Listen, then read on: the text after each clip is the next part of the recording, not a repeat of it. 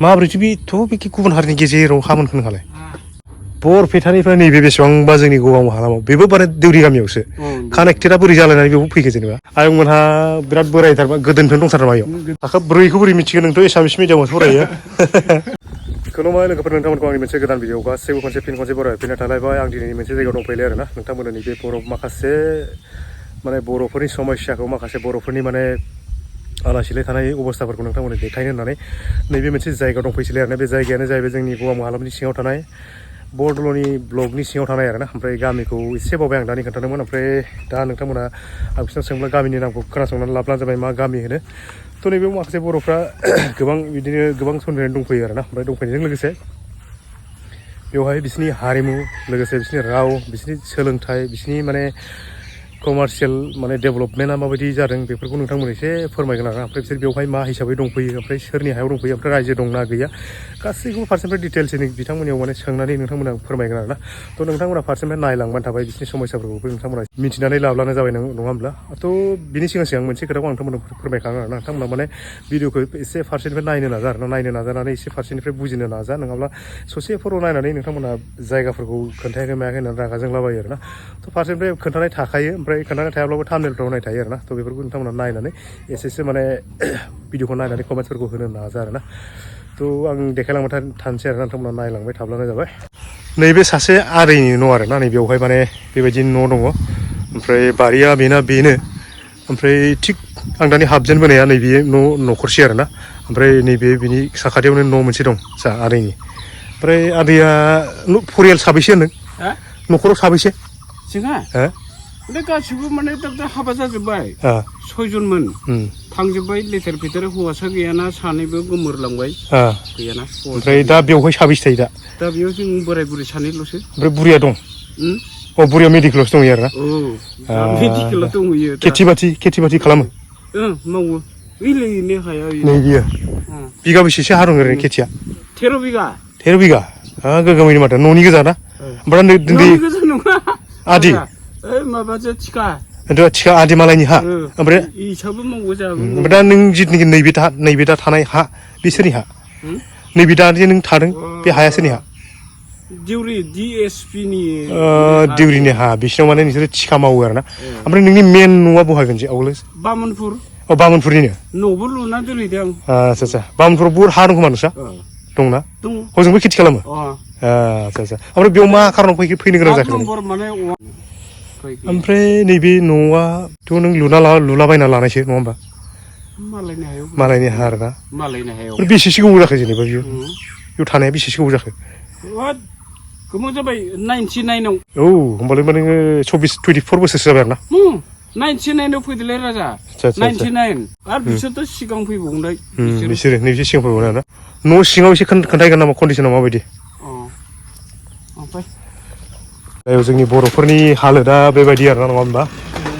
दा सिङाव नैबेबायदि नोंथांमोन नायब्लानो जाबाय नै ओरैजाय उन्दुग्रा अबस्थाया बेबायदि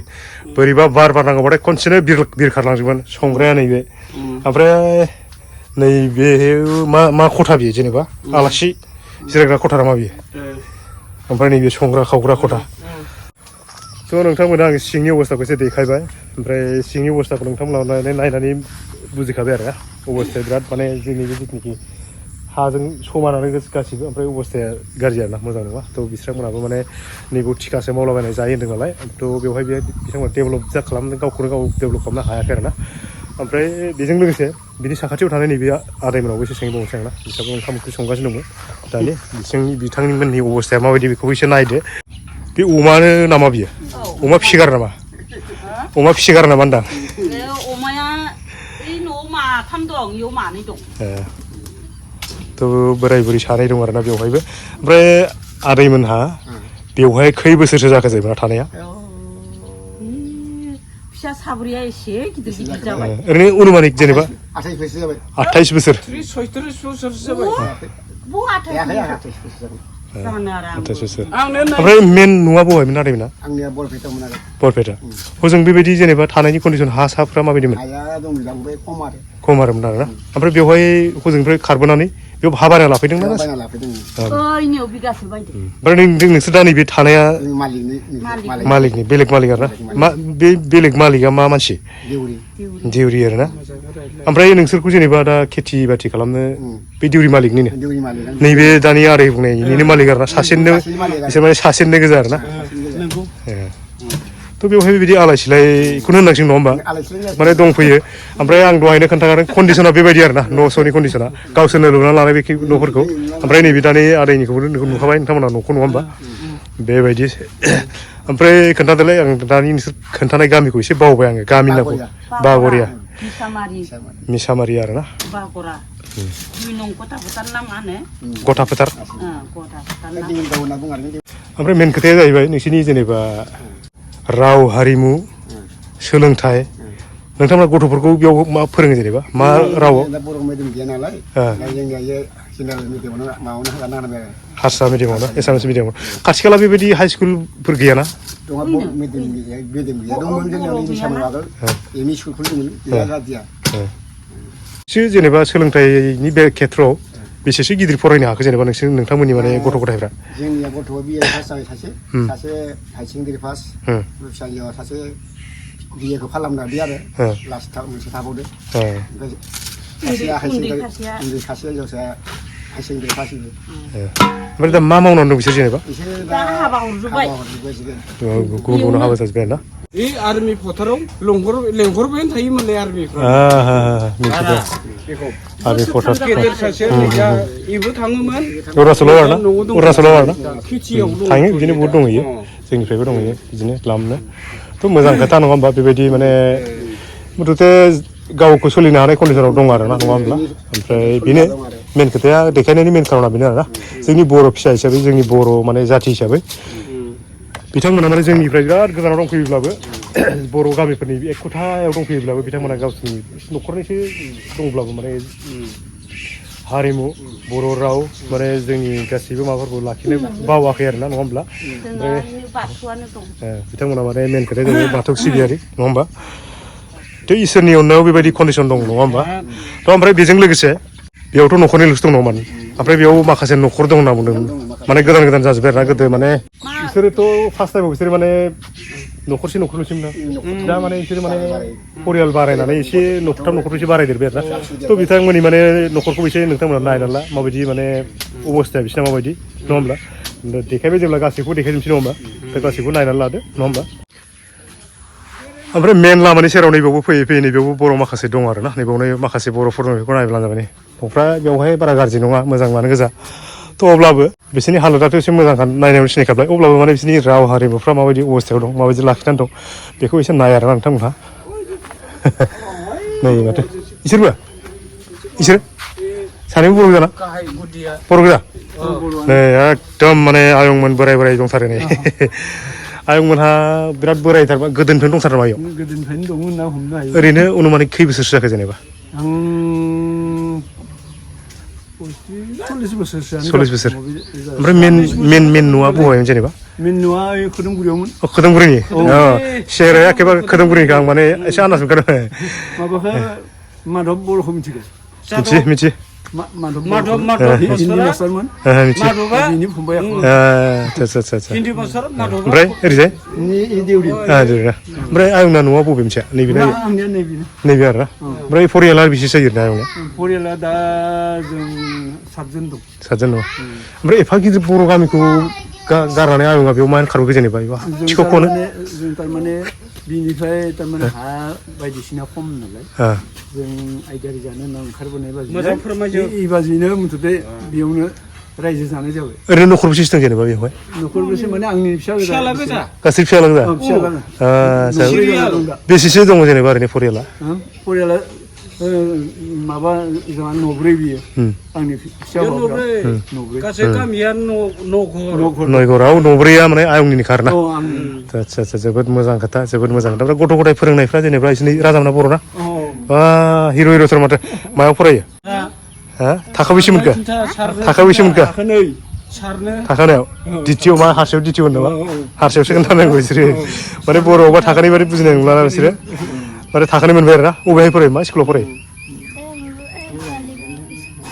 बालिगाव स्कुलाव बर' रायलायोना बर' रायलायो बिसोरो दा जेने जेने न'खराव रायलायनाय बर'आवनो रायलायो दा बर' रायलायो थिग আছে सेंग्रा देरनानै मोजां फराय दै मोजां फराय मिडियामा हारसाब्लाबो माने बर'आवनो देनां बर'निनो फिसाना हिसाबै नङाबा बर'आनो जागोन नङा होमबा थ' मिडियामा सोलोंथायाल'सो हारसा नङा होमबा थ' आयंनि एसे फरियालफोरखौ माने नायनोसै नङा होमबा आयं इयाव खेथि मावो ना खेथि मावो खै बिगासो दं जेनेबा नों निजाना ना ओरैनो माबा आंनिया थारमाने बिनिबो आइडियारि जाना दंमोन नालाय आगोल ओमफ्राय दा फैनानै बेयाव नैबे निजा बिथा 1.5 बिगा निजे लानाय जाबाय बिथाखौ लाबाय आरो ना ओमफ्राय दा खेथिया आयदारिनो खेथिया थारमाने आइडियारि सोलिनानै दं दा थिखायै सोलिनानै दं आरो दा थ' कन्डिसना बेबायदि अब्लाबो आयंनिया माने हालोदा बाराद्राय गाज्रि नङा आं दानि नुबाय नङा होमबा माने मेन लामायाबो खाथि नालाय बिसोरना माने थांलाय फैलाय माबाफ्राबो बोसोराबो गोबाव जाबाय नालाय नङा होमबा थ' एसे मोजां कन्डिसनाव फैबाय आरो ना थ' आयंनि एसे फरियालखौबो नायनोसै नङा होमबा नोंसोर फिसौ ना फिसौ ओइबो गासैबो फिसौआनो गोजा ओइबो फिसौ नोंसोरो ओरैजाय दिउरि आरो ना ओमफ्राय रानियालाय थाखा बेसे मोनखो नोंबो फिसौ ना टिफिलिं जोंना दाउ टिफिलिं दुगैनानै गोजांनानै दङ थ' बेबायदि आरो ना ओरै दुगैदों माने खेथि मावनानै फैदों आरो ना दासो गासैबो बिनिनो फिसाला गोजा बाख्रिया सोरनि आयंनि ना फिसालाफोरनि बियो बाख्रिया माबा फिसाला उन्दैनि आंनिया बे लोगोसे माबायावनो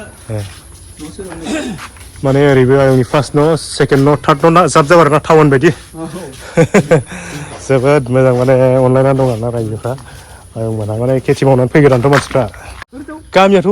इसोरजों एखे नङा होमबा मा नामनि जेनेबा गामिखौ 2 नं खथा फोथारनि गथा फोथार खथा फोथार आं दहाय नोंथांमोननो माने एड्रेसखौ मोजां खोन्थानो हायाखैमोन आरो ना मानो होनबा एड्रेसखौथ' खोन्थानो गामिखौ मिथियाखैमोन नालाय गामिया गथा फोथार मिंमां गगामुख हालाम नैबे बरदल'नि सेराव थानाय आरो ना बेबो ओमफ्राय आंहा नैबे न'खौ सरकारनि ना नों निजा सरकारि मोनदोंमोन मोननायनि बिथोराव सरकारिसो ओंखारजोबासै होदेरनानै लुनानै आरो थ' बिदिनो आयंआथ' सरकारनि न' लायाबा लाथ'वा नैबो RCC दंलायबावोसै मालाय ससे माहाजोनथार दे दुगै दे नायगोल' फरियालखौल' माने नुखाबायना थ' बाख्रिफोरखौबो नायनानै लादो जोंनि बर' रायजोफोरनि एसे माबाफोरखौ ओमफ्राय नै हिर' सासे फैबावदों बेहाबा थाखा बेसे मोनखो दे राजा थाखा बेसे मोनखो खोन्थादोलै थाखा ब्रैयाव गेजेरनि थाखा ब्रैखौ बोरै मिथिगोन नोंथ' एसामिस मिडियामावसो फरायो एगजाम जोब्बायना दिनै लास्ट आदसा मोजां फरायदे राजामोन नामखौ खोन्थादो एसे नै माबासो हारसासो हारसा फरायनो हारसा माने इन्ट्रडाक्सनखौ माने हारसानि होबाय थायो नालाय नङा होमबा थ' हारसानि होफ्लांबाय आरो ना जेबो नङा आं नोंनि नामखौ सोंनो बावबायलै फैदेलायब्रा नोंनि नामखौ खोन्थादो दे थ' मेन खोथाया बिसिना बेनो प्रब्लेमा बेनो जाबाय माने गावनि इन्ट्रडाक्सनखौ बिसोर स्कुलाव होदावो नालाय माने बिसोरो माने बेबायदि थांबाय आरोना बिसिना बर'जों रायलायोबा नोंसोर मोनसे खोथाखौ गोसोआव ला आरोना आंनि मुङा होननानै लाबानो जाबाय आंनि मुङा आरो थेरै उमुक तुमुक होनना बुंबानो जाबाय ना थिग আছে जेबो नङा दे फैदों नोंहाबो बेबो खोदोमगुरिनिखा खोमा सेहेराखौ आं सिनायखाबाय हा बालिगावनि बेबो खुलाबालिनि दहायनियाबो खुलाबालिनि माने खनसेनो मोनबोखादों सानैखौबो खनसेनो मोनबोखादों सानैखौबो खुलाबालिनि बे गेदेर ना बे गेदेर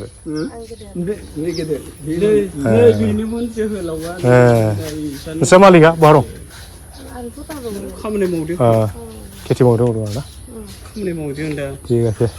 मुथुसे एसे डेभेलप आरो ना बर'फोरनि खेथ्रआव नैबेयाव माने आलाय सिलायथा दंब्लाबो एसे डेभेलपखौ नुबाय आङो बेवहाय बेबायदि ओरैजाय गोग्गोमैनो दं गोरोबलायनानै दं नङा होमबा ठीक আছে ओमफ्राय फरायनायफ्रा बेसेबां नोंसिना फरायनाया मेट्रिक होदिया बेसे गोबाव जाखो हाबा जानाय आरो जाबायानो आंना फिसालायानो 10 बोसोर 10 बोसोर बारा 11 बारसो जाबाय आरोना बेयावनो जाफैखादोंना हाबाया नोंनाबो दे दे होमबालाय गासैखौबो मिथिलायबाय जिखुनु बर'फ्रा बेखिनियानो आरोना नोंसिनि एरियायाव नङा होमबा एरियायाव माने ओरै दंबावो ओरैजाय दङ नोंसोर गामिनि दंबावो ओरैजाय दंबावो न'खर बेसे दङ न'खरथाम नायजोबगोन जों गासिबो नङा होमबा दे बिदिबा थालायलाय दे थ' फ्राय देखायजोब्बाय बिसोर नैबे आयंमोननि माने न'खर फरियालैनो गामिसेखौनो होनना बुंनांगोन नङा होमबा ओमफ्राय न'खरै दंबावो आरो बे न'खरनियाबो मा अबस्था न'खरथाम थ' बिसोरनि अबस्थाखौबो नायदो नङा होमबा लानि देलाय नामखौ खोन्थालाय नोंनि नामा मा नामलाय निजोरा बरिया बर'नि नाम लादों नङा बरिया नाम लादोंलै रानिया ना ओमफ्राय थाखो बेसे मोनखो होनदोंमोनलाय फरायनाया फरायाखै स्कुल थाङाखै थांबाय थाङाखै ए देग्लाय थांसै दे जागोन दे जेबो नङा दुगैना गोजांदों मालाय बेस्रा दे आयं थाथ'लायदो दे बिदिबा थ' फैयै नैबे मेन लामानि साखाथियाव नैबेयावबो मोनसे न'खरसे दंफैबावोलाय आरो ना ओमफ्राय ओरैजाय माखासे दंमोन बेखौबो देखायबाय दानि देखायबोनाया ओमफ्राय नैबेबो न'खरसे बेखौबो माने नायब्लानो जाबाय माबायदि कन्डिसनाव दं माबायदि अबस्थायाव दङ माने न'आथ' मोजां लुजोब्बाय बिथांमोनहा जायगाया जोबोद दलहा आरोना बेयाव थ' मालिकआ नै नुहुरखाबाय मा ओंख्रि जाखो होनदों नाजों माने ना मोनसोगारो नामा नोंसिनाव जायगाया दलहाथार बेसे गोबाव जाखो न'खौ लुनाया बोसोरथाम जादों ना थाफैनाय बेसेखौ खै बोसोर जाखो मास मोननै गोदानसो सिगां बैयाव दंमोन आरो आच्छा बरपेटा दहायनो खोन्थाखाबाय नामा बिसिनि फादार आं माने दहाय फार्स्ट टाइम जायनाव न'खराव हाबदोंमोन ना नैबे आदैमोननि सेकेन्ड टाइमाव माने देखायदोंमोन ना बिथांनि सेकेन्डआव देखायनायनि फिसाला आरोना बियो ओमफ्राय बेयावहाय बिस्रा बे हाखौ बायनानै बेयावनो सेटेल जाबाय आरोना जायनि बै दहाय फार्स्ट थानाय बे आयदानि हामोन नालाय नङा होमबा थ' बिनिफ्राय बेयाव फैजोबसिगोन नङा होमबा ओमफ्राय बेवहाय माने बिथाखौ बायनायजों लोगोसे गायग्रा हाफ्रा आदि मावो आरोना ओमफ्राय मा रोखोमनि होयो जेनेबा थिखासो होयोना बिगा हिसाब बिगायाव बेसे होयो दा मननै बोसोरसेयाव खै बिगासो गायनो हायो जेनेबा नोंस्रा ओरैनो बोसोरसेयाव ओरैनो 6-7 बिगासो गायो आरोना बेथ' जानो थैयो आरोना ओमफ्राय बेलेग बिजनेसफोर मावदेरो नामा बिदिनो मावा जेबो बिदिनो हाजिरा मावो आरो ना ओमफ्राय देरसिन फिसाजो बेसे क्लास बेसे मोनखो रानि ना टुआव मोनबाय ना ओमफ्राय मा नाम रानिना हा थ' बेबायदि ओमफ्राय रायजोनि न' बिदि दंना गैया नोंस्रा रायजोनि दा न'खौ लुथ'नो हायाखैनो हा माने बायनो माबाय दं हायाखै आरो जगार खालामबाय दं आरो फैसा खेथिफोरखौ ओमफ्राय रायजोनि बिदि धोरोम माबाफ्रा ओरैनो न'ल' मानियो आरो ओमफ्राय रायजोनि जेबो गैथ'आ आरोना नियम निथिफ्रा गैथ'आ आरोना थ' रायजो जाजेननाय अबस्था होननानै बुंनांसिगोन नङा होमबा गोबाव जाबायब्लाबो माने मालायनि हानिफ्राय थायै थानानै माने बुहुत इस्टाब्लिस बानायनो गोनां जादों ना गावखौनो गाव नङा होमबा थ' बेबायदि बेलायाव गोबाव सम लागोन आरोना थ' लोगोफोर फैयै ओरैबायदि मोनसे खना जायगायाव मोनफैबाय आरो आंना माने नैबे लामाजों बिराद गोलाव लामाजों फैनानै एखेबारे बिसोरजों ज'आनो बेबो रायजोआ नैबे न'खरसेयाव फैबाय आरो आंना नैबेनि एखेबारे बयबो सारगिदिं गुबुन हारिनि मानसि गोजा आरोना बिराद गोजान नैबे दानि फार्स्ट देखायनायनिफ्राय बुहुत गोजान ना आरो नैबेसिम न'खरा एकदम थिख'खौ नैबावल' बे हारसिं नैबेयावहाय माने बेवहाय नैफोर सारगिदिं नुनायफ्रा सब बेलेग गोजा ओरैजाय बिराद गोजान माने थ' बिस्रानि न'खराव माबायदि अबस्था बेखौ एसे नायनानै लाबानो जाबाय सानसे उन्दुदोंसो नामा हालुना मेंदों खोमा अमानि नै आदै जायो जेबो नङा जिराया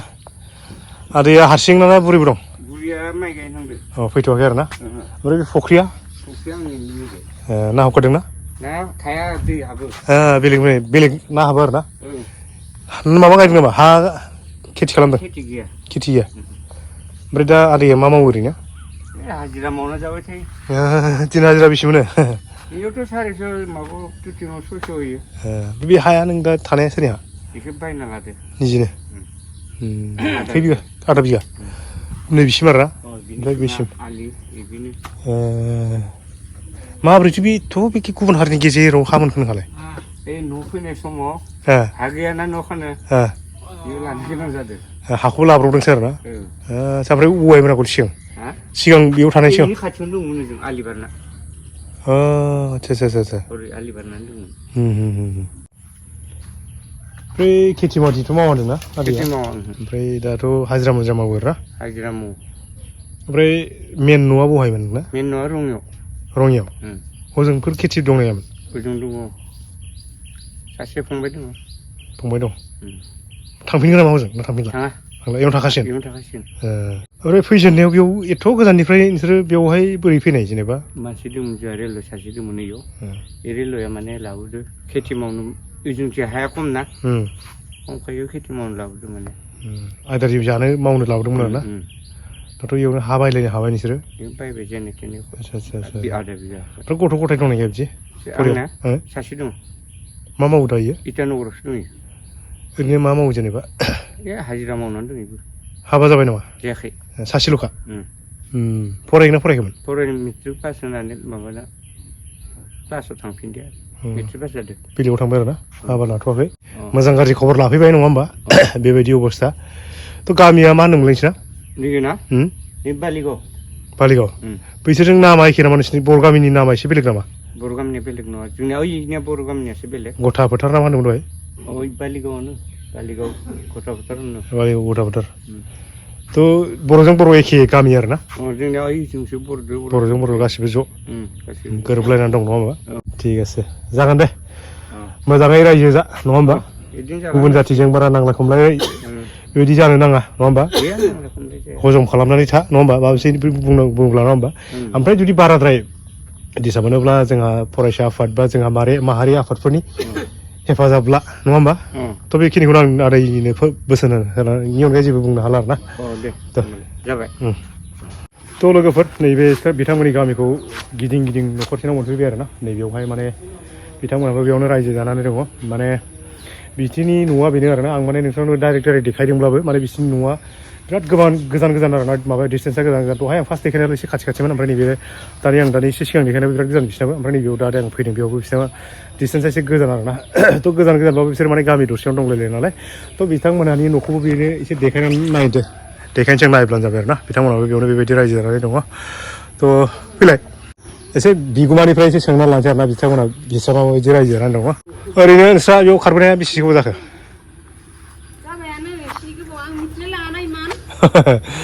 ओमफ्राय मालिकआ मा मावो खेथि बाथि मावो आरो ना थ' गासिनिबो कन्डिसना एखेयानो नङा होमबा खेथिखौनो मावजोबो निजि हा नामा खेथियावनो जेनेबा थाग्राया निजि आरो ना मावनाया माने मालायनि आरो ना खेथि दहाय नैबे आदैमोन बुंनाय बिदिनो सेम गासिनाबो नङा होमबा माने थिखा मावो आरो ना थ' अब्लाबो हाया मोजां नालाय नङा होमबा थ' जानाय थानायफ्रा सिन्था गैया आरो ना नङा होमबा बाख्रिफोरखौ नायबानो सिनायो थ' बेबायदिनो ओमफ्राय मेन न'आ बबेहाय होनदोंमोनलाय एसे खोन्थादो एसे खामब्रामनिमोन ना बोराय दं बे बोराय बुरियाबो दंमोन ना इयाव थैफैदों ना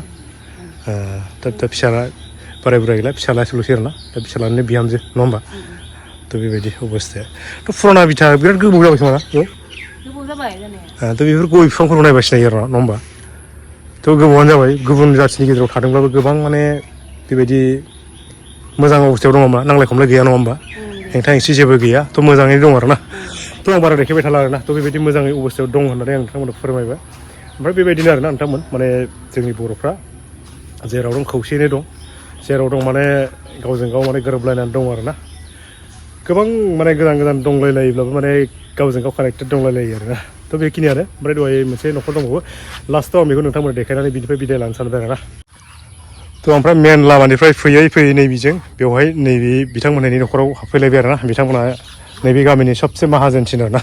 न'खौ नायनानै बिथांमोनानो माने सबसे साफासिन माने न'खौबो बिराद मोजां गोगोमै लुबाय आरो ना बिसोरनो सबसे माहाजोनसिन बाख्रियाबो सबसे देरसिन बिसिनानो थ' बिसोरनि न'खौनो आं माने सबसे लास्टसिन बे देखायनाय जाबाय आरो ना ओमफ्राय बिथाङा सोर थायो न'खराव फरियालफ्राव बेसेबां साबैसे मा मावो बेखौबो माने आं फारसेनिफ्राय देखायनोसै आरो ना नोंथांमोना नायब्लानो जाबाय मालिकआ गैयैयावनो जों हाबफैग्रोबाय थ' आदैया दासो न'आव फैबाय आरो ना ओमफ्राय आदैया नैबेनो न'खरनि मालिकआ एखेबारे गोदो सेंग्रायाव जालांगा गिदिरथारमोन खोमा नै ओंखायनो माने गोजौ गिदिरथार आदैया ओमफ्राय मेन न'आ बबेहायमोन आदैना बरपेटायाव ना ओमफ्राय मोनसे खोथा दै आदै आं माखासेखौथ' सोंखाबाय नोंथांमोनहा बरपेटानिफ्राय नैबे बेसेबांबा जोंनि गगामुग हालामाव बेबो माने देउरि गामियावसो कानेक्टेडआ बोरै जालायनानै बेयाव फैखो जेनेबा माने जों माने बहुत जाथा आरो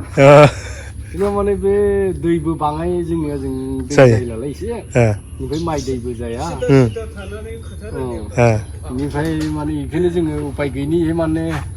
आस्राय लाफैनाय बायदि जादों आरो जोङो दा लाफैबाय ओमफ्राय बोरै बोरै सिनाखि जानानै बेयाव थाफैनाय जेनेबा देउरिफोरजों देउरिफोरा माने जोंहा ओइ बामफोराव आदै दंमोन आरो आदैया इयो थाफैग्रोबाय नालाय ओमफ्राय इसिनिफ्राय जों आस्राय लानानै बिदिनो खाननैसो आयदारिबो जाबाय आयदारि जानानै ओमफ्राय इदिनो हाजिरा मुजिरा मावनानै सलायनाय बिदिनो हा जों बाय बांला लाबाय आरो जोङो दा ओमफ्राय दा आदैनि नैबे बिथाया निजा दा निजा ओमफ्राय गायग्रायाबो गायग्राया गैयाबा आरो ओरैनो बिथाखिनिखौल' जेने तेने लादो आरो दा आदैनाबो माने गायग्राया आयदारि बायदि आरो ना थिखा आयदारि बायदि बिदिनो बन्दक बाय बांला बिदिनो सोरबा होबा लायो आरो ना आदि बिदिनो जायो आरो दा ओरैनो बोसोराव खै बिगासो गायनो हायो जेनेबा बोसोराव ओरैनो आदि उदि जोङो दा फरियाल खम नालाय बिदिनो 12 बिगा 13 बिगा बिदिनो गायो आरो ओमफ्राय न'खराव फरियाला बेसेबां फरियाला जोंहा दा फिसाजो सानैमोन ओमफ्राय दा हाबा जाबाय ओमफ्राय दा फिसाला सासेल' ओमफ्राय दा साबेसेसो दं ओरैनो न'आव दा जोङो बोराय बुरै ओमफ्राय फिसाला सासे फिसालायाबो थाया आरो गुबुनाव खामानि मावो ना गारि सालायो फरायनाया बेसेसो फरायखो बिदिनो फिसालाया फरायनाया हाइ सेकेन्डारि पास मोननाय डिभिजन मोनैनि खारनै गारिखौनो सालायबाय आरो दा बेनो आरोना आदैनि न'खरनि मा आदैया सबसे माहाजोनसिन नैबे जोंनि मा गामि होनदोंमोनलाय मा गामि नाम होनदोंमोनलाय जेनेबा बागुरा अनसुलि गामि होनना बुङो आरो थ' लोगोफोर गासै नैबे बिथांमोननि गामिखौ आं नोंथांमोननो हाजासे देखायबाय नोंथांमोना भिडिअखौ माबायदि मोनदों मोजां मोनदोंबा लाइक खालामदो शेयार खालामदो लोगोसे गोदानै फैदोंबा जाय गोदानै फैदों बिथांमोना साबस्क्राइब खालामनानै गालांनो दाबाव आरोना बेजों लोगोसे आंनि बे गासै भिडिअखौ देखायखांनायनि उनाव नोंथांमोननिफ्राय बिदाय लानो सानबाय आरोना बेखिनियाव गासैनिफ्राय खनसे थेंक इउ फर वाचिं